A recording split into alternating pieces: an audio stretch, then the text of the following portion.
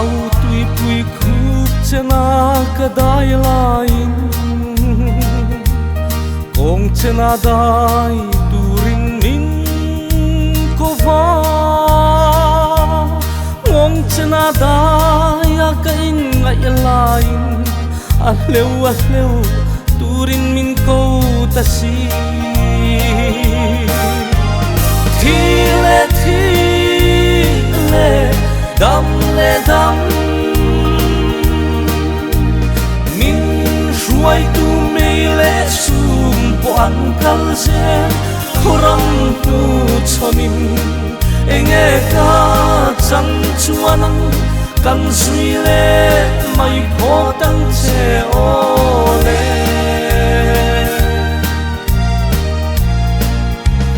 kana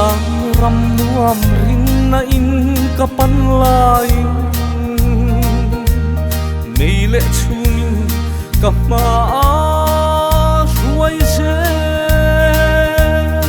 mana va mi te ka don vangin mo om hen ka tum ma ruai tu ngai sa kalovin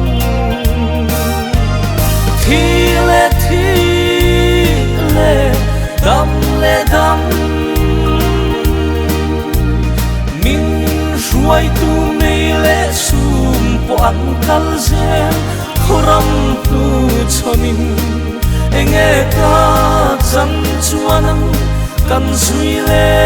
mai pho tang che ole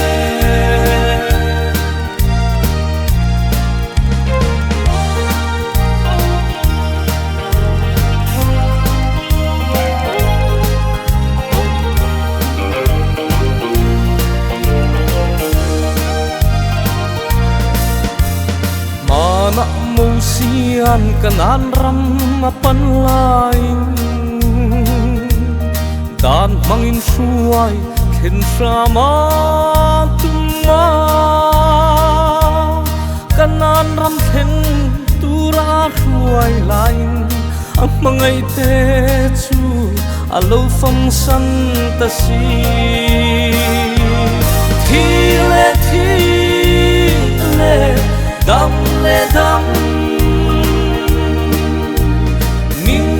ruai tu me le sum po an kal zen khoram tu chonim enge ka chang chuanang kan sui le mai pho tang che ole